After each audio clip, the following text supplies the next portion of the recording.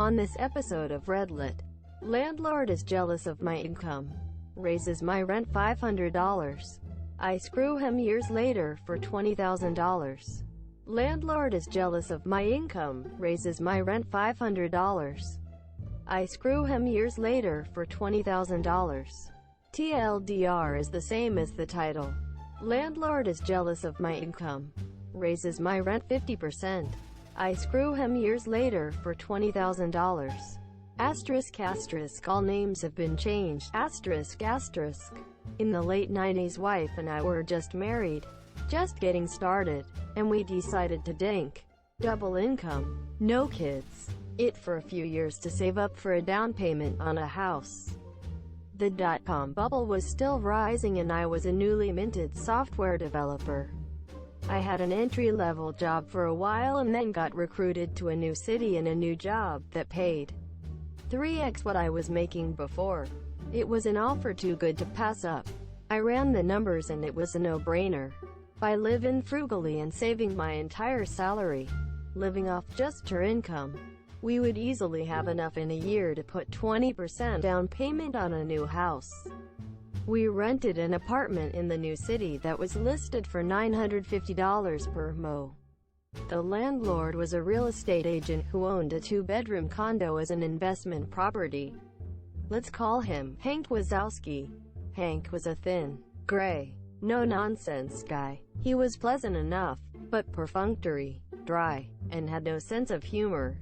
He made a point of explaining that under no circumstances was he responsible for maintaining the garbage disposal and that it was not included in the rental agreement and he would not be responsible for fixing it were it to break.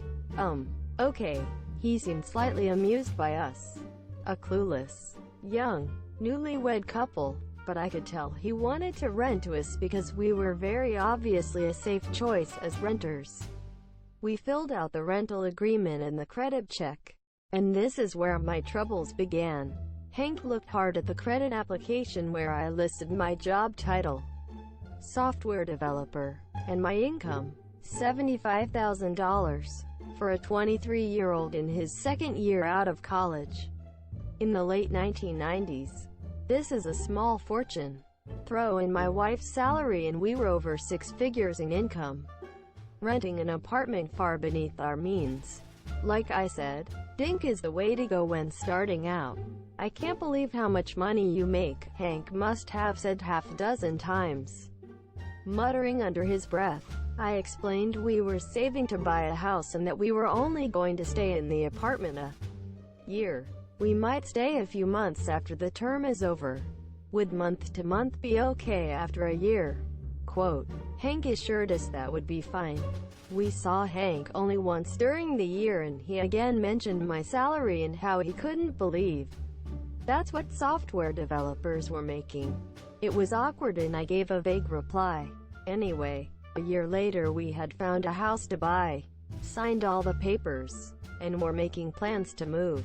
The new house wasn't going to be ready until 2 months after our rental lease was up. So I called Hank to ask if we could, as discussed, simply extend the lease by 2 months before moving out. Hank assured me on the phone it would be no problem and he would send over an extension for us to sign. The extension arrived in the mail and it included a month-to-month clause and a $500 increase in the rent. I flipped out and called him Monsieur. Hank, why are you increasing the rent over 50%? That's too much. That's more than my new mortgage is going to be. Quote, he was super condescending to me. Rocky Moose. It's what the apartment goes for now. I would be losing money by renting it for less. I tried to reason with him but it was very clear he knew we could afford the $500. Had no choice in the matter. And he was going to screw us over as best he could. He got angry with me for arguing my point. And I'll never forget his parting words. You don't have to like it, Rocky Moose, you just have to pay it. My wife and I tried to figure out a way to move out early by putting our furniture in storage for a couple months and crashing with friends. But it just wasn't going to work out. I swallowed my pride and wrote out the check for $1,450 for the extra month. A month later I wrote a similar check, and then we moved out. I made sure the apartment was spotless before moving, but still Hank withheld $300 from our security deposit for bullshit things that were just a way for him to squeeze a few more dollars from the kids who made too much money. $100 for cleaning. Sure, but $300 was obscene. In my mind, he had screwed me over for $1,200 and there was nothing I could do about it. What made it even more infuriating is that I saw the ad Hank put in the paper after we moved out, and he listed the apartment for rent at only $150 more than we had been paying originally. Not the grossly inflated $500 increase. And it didn't rent. A month later I saw the same ad and he had lowered the price to $75 more than we had been paying. And I assume it got rented since the ad stopped appearing. Fast forward about 5 years. Life is good. The house is good. We have a baby. And even though the dot-com bubble has burst, I'm still employed. One day, out of the blue, I overhear one of my coworkers, Phil, a senior developer, talking to the guy working the reception desk. "Hey, Mike, I'm expecting someone to drop off some paperwork for me. If Hank Wazowski asks for me, tell him I'll be right out." I freeze and get a taste of bile in my mouth, remembering how I had to write out that name on those checks all those years ago. There's no way it's the same guy, right? I walk over to Phil, who is still by the reception desk. "Phil," I say, "how do you know that name, Hank Wazowski?" Quote, Phil explains that Hank is his real estate agent. "I bought my condo through him several years ago.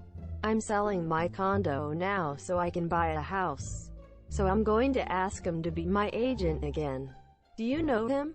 Quote, I tell Phil that I used to rent an apartment from Hank and described what he looks like. Phil confirms the description. It's the same guy. Wow, small world, right? And on cue, right then the front door to the office opens and in walks Hank Wazowski. I stare in disbelief. He's carrying a folder of papers and doesn't recognize me. Phil and Hank shake hands and they talk for a few moments. I stand there silently, wondering what to do. Phil finally says, "Hank, this is my friend Rocky Moose. I think you may have already met." Quote, "Yes. Hello, Hank. Good to see you again. My wife and I were your tenants a few years ago on Street. Remember? The software developer who rented for a year saving to buy a house? Well, this is where I work. Here." With Phil, Hank's eyes indicate he now remembers me, and he's starting to put it all together. We shake hands and he says yes. Of course he remembers and asks how we are doing. "Oh, we're just fine. Thanks for asking." Phil says that you're his real estate agent. Small world, isn't it? Quote, Hank nods pleasantly. He still doesn't remember the details of our last conversation. I do some quick math in my head. This is the early, mid-2000s. The real estate market is very strong and easy money for any agent. The crash of 2008 is still a few years in the future. I start to think out loud. Selling the condo for around $150 to $200,000. And you're looking at houses in the $500,000 range. So that's $650 to $700,000 in total transactions. An agent getting 3% on the sale and the purchase is getting around $20,000 for his trouble. That's a good commission for the agent, isn't it? Hank's eyes flash and I can tell he remembers everything about me now. Phil is surprised at my passive-aggressive tone. I am enjoying the uncomfortable silence. Hank deflects my question, saying it's complicated, and tells Phil to send back the papers as soon as possible. He shakes hands with Phil, looks at me, nods, and goes to leave. "It was really good to see you again, Hank," I call behind him this year. He exits the building, as the door is still shutting. I say a bit too loudly, so that Hank can hear, "Phil, don't sign anything just yet. I have a story to tell you. Phil looks at me and says, Rocky, what the hell was that all about? Quote. He looks pissed and confused at my behavior. I tell Phil the whole story. The rent, the $500 increase, the security deposit. You don't have to like it. You just have to pay it, everything. Phil, you can't use this guy to sell your condo and buy a house. I hate him, monsieur, he's evil. I'll help you find another real estate agent. Just use anyone but Hank. Quote. So the great thing about Phil is that, well, he's a great guy. He says he's a little surprised at my story and has always known Hank as a straightforward guy. But I totally see him doing that to you, he admits. There's no way I could use him now. What a dick. Quote. Then Phil's eyes lit up a bit. What do you want me to say when I fire him? Quote. I have special feelings for Phil now. We came up with a plan and I made sure there were some key phrases in Phil's repertoire. We planned it all out together in advance.